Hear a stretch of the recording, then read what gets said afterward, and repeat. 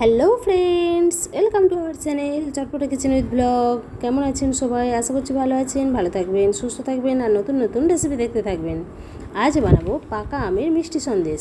আর এই সন্দেশটা আশা করছি আপনাদের ভালো লাগবে। ভালো লাগলে লাইক, শেয়ার, সাবস্ক্রাইব করবেন আর শেষ পর্যন্ত ভিডিও দেখতে থাকবেন। চলুন তাহলে রেসিপি শুরু করা যাক। আমি গ্যাস অন করে কড়া বসিয়ে নিয়েছি, তার মধ্যে দিয়ে দিচ্ছি 500 গ্রাম রেড কাউ মিল্ক। এবার দুধটা কিছুক্ষণ ফুটতে দেবো। আর সেই সময় আমি ভিনিগারটা জলে মিশ্রণ করে নেব। আপনারা চাইলে লেবুর রস দিয়েও ছানাটা কাটিয়ে নিতে পারেন। আমি এখানে 2 চামচ মতো ভিনিগার নিয়ে নিচ্ছি। এর মধ্যে আমি 2 থেকে 3 চামচ জল মিশিয়ে নেব।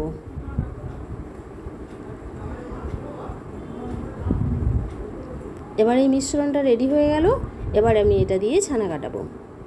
দেখে নেব দুধটা ফুটতে শুরু করেছে কিনা। দেখুন দুধটা আস্তে আস্তে সাইডে ফুট ধরেছে, দুধটা ফুটে উঠেছে। এবার এই সময় আমি ভিনিগারটা দিয়ে দেবো। ভিনিগারটা আমি একেবারে দেবো না, দুবারে দেবো, অল্প অল্প করে। এবার আমি কিছুটা ভিনিগার দিয়ে নিচ্ছি।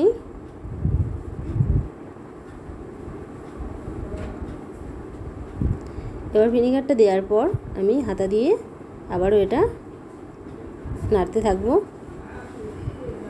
দেখুন আস্তে আস্তে ছানা কাটতে শুরু করেছে। এবার আমি বাকি ভিনিগারের মিশ্রণটাও দিয়ে দেব।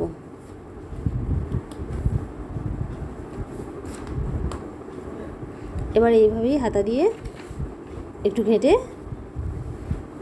দেখবেন ছানাটা কেটে গেছে।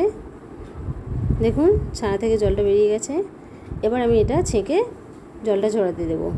এবার আমি নিয়ে নিয়েছি একটা বাটিতে পাকা আমের স্লাইস। আমি একটা বড় সাইজের পাকা আম কেটে নিয়েছি, এইভাবে স্লাইস করে আঁটিটা বাদ দিয়ে। এবার আমি এটা পেস্ট করতে নেব। ছানাটা জলটা ঝরিয়ে নিয়েছি, দেখুন জলটা ঝরে গেছে। এবার আমি এটা চামচ দিয়ে ভালো করে মেখে নেব। আমি আমের পেস্ট করে নিয়েছি, এটা ছাঁকনি দিয়ে ভালো করে ছেঁকে নিয়েছি। এবার আমি একটা কড়া বসিয়ে তার মধ্যে দিয়ে দিচ্ছি 2 চামচ পরিমাণ চিনি। এখানে যে যেমন মিষ্টি পছন্দ করেন সেই পরিমাণ চিনি দেবেন। এবার আমি চিনির মধ্যে দিয়ে দিচ্ছি আমের পাল্প। এবার এটা কিছুক্ষণ খুন্তি দিয়ে নাড়াচাড়া করে ফুটিয়ে নেব।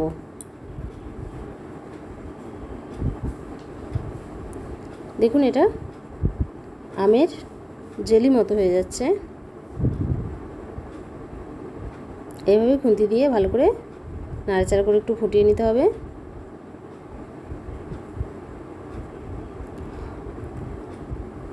জেলিটা তৈরি হতে থাক, ততক্ষণে আমি ছানাটা ভালো করে মেখে নেব।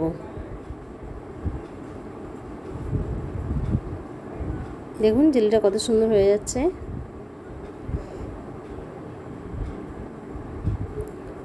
জেলিটা কিছুক্ষণ ফুটতে থাক, ততক্ষণে আমি ছানাটা মেখে রেডি করে নেব।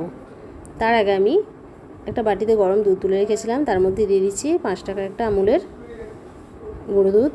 এটা ভালো করে মিশিয়ে নেব।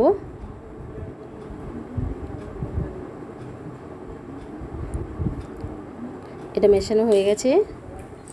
এবার এটা সাইডে রেখে আমি ছানাটাকে ভালো করে মিশিয়ে নিচ্ছি। আমি এইভাবে চামচ দিয়ে, চামচের পিছনটা দিয়ে ভালো করে ছানাটা মেখে নিচ্ছি। আপনারা চাইলে হাত দিয়েও এটা মেখে নিতে পারেন। এটা মাখা হয়ে গেছে। দেখে নেব জেলিটা হয়েছে কিনা। দেখুন জেলিটা রেডি হয়ে গেছে। এর থেকে আমি কিছুটা জেলি একটা বাটিতে তুলে নেব।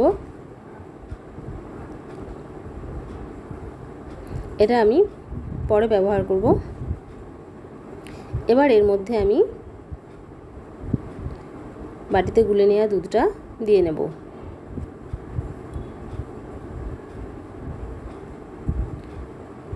এবার দুধটা দেওয়ার পর ভালো করে জেলির সাথে দুধটা আমি খুন্তি দিয়ে মিশিয়ে নেব।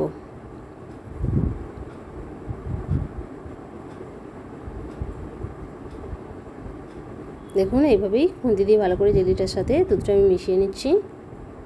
দারুণ টেস্টি একটা মিষ্টি রেসিপি, অবশ্যই বাড়িতে বানাবেন আর কমেন্টে জানাবেন রেসিপিটা কেমন হয়েছে। রেসিপি ভালো লাগলে লাইক, শেয়ার, সাবস্ক্রাইব করবেন, পাশে থাকবেন। আমার ছোট্ট চ্যানেল, আপনাদের সহযোগিতার খুবই প্রয়োজন, তাই পাশে থেকে উৎসাহ দেবেন নতুন নতুন রেসিপি তৈরি করার। দেখুন দুধ আর জেলিটা ভালো করে মিশে গেছে। এবার এই সময় আমি দিয়ে দেবো ছানা।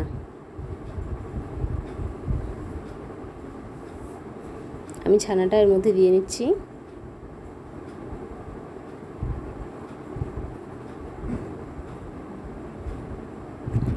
এবার ছানাটাকে ভালো করে মিশিয়ে নেব দুধের সাথে। এইভাবেই খুন্তি দিয়ে কিছুক্ষণ নাড়াচাড়া করলে এটা একটা মণ্ড মতো তৈরি হয়ে যাবে।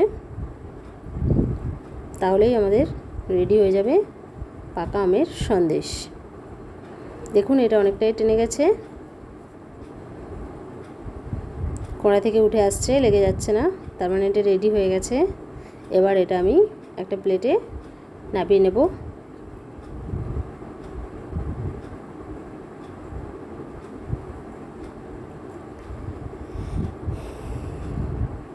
এটা রেডি হয়ে গেছে। আমি এটাকে প্লেটে নামিয়ে সেট করতে দেব।